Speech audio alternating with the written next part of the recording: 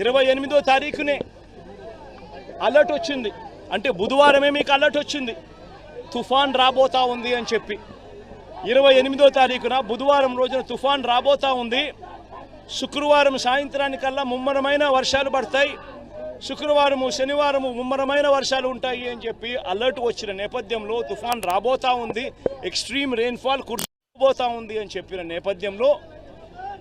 ముఖ్యమంత్రిగా ఉన్న వ్యక్తి తాను చేయాల్సిన పని ఏమిటి? తాను వెంటనే ఇరిగేషన్ డిపార్ట్మెంట్కి సంబంధించిన సెక్రటరీని, హోమ్ డిపార్ట్మెంట్కి సంబంధించిన సెక్రటరీని, రెవెన్యూ డిపార్ట్మెంట్కి సంబంధించిన సెక్రటరీని వీళ్ళందరినీ పిలుచుకొని ఒక రివ్యూ కార్యక్రమం కనుక చేసి ఉంటే ఇరిగేషన్ సెక్రటరీ వెళ్ళి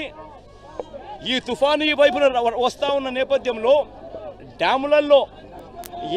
ఏ మేరకు స్టోరేజ్ కెపాసిటీ ఉంది, పైచిలుకు నుంచి తుఫాన్ రాబోతూ ఉంది, ఇక్కడ తుఫాన్ రాబోతూ ఉంది, పైనుంచి మహారాష్ట్ర నుంచి కర్ణాటక నుంచి తెలంగాణ నుంచి కూడా నీళ్లు రాబోతూ ఉన్నాయి, ఆ నీళ్లు రాబోతూ ఉన్న పరిస్థితుల్లో ఒకవైపున ఉంటే మరోవైపున ఇక్కడ బీభత్సమైన వర్షాలు కూడా కురవబోతూ ఉన్నాయి అన్న పరిస్థితులు ఇటువైపున ఉంటే ఇరిగేషన్ డ్యాములలో శ్రీశైలం కానీ నాగార్జున సాగర్ కానీ పులిచింతలు కానీ ఈ 3 డ్యాములలో కనీసం 75 టీఎంసీలు, ఒక్కొక్క డ్యాంలో కనీసం 25 టీఎంసీలు అన్నా కూడా కనీసం తగ్గించి కిందికి వదిలేసి ఉంటే మొత్తంగా కనీసం 70-75 టీఎంసీల కనీసం కెపాసిటీ మేరకు నీళ్లు కిందికి వదిలేసి ఉంటే బుధవారం నుంచే వదిలేసి ఉంటే ఆ ఫ్లడ్ కుషన్ అన్నది కన్నా ఆ డ్యాములలో పెట్టుకొని ఉంటే పైనుంచి వచ్చే తుంగభద్ర నుంచి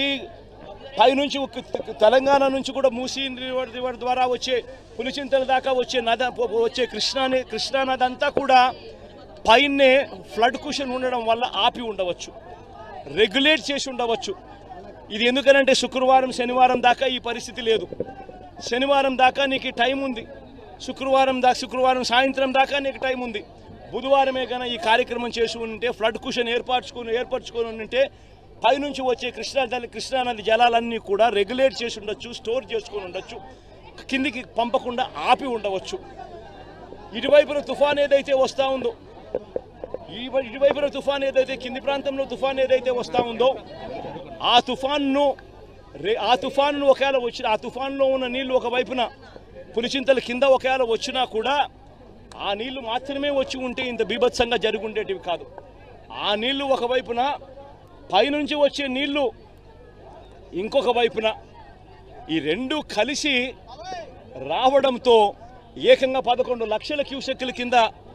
ఆ ఉధృతంగా తయారైపోయి ఈ పరిస్థితి వచ్చింది. ఈ పరిస్థితి వచ్చిన నేపథ్యంలో మరి పైగా ఈ పెద్ద మనిషి చంద్రబాబు నాయుడు ప్లానింగ్ చేయకపోగా బుధవారమే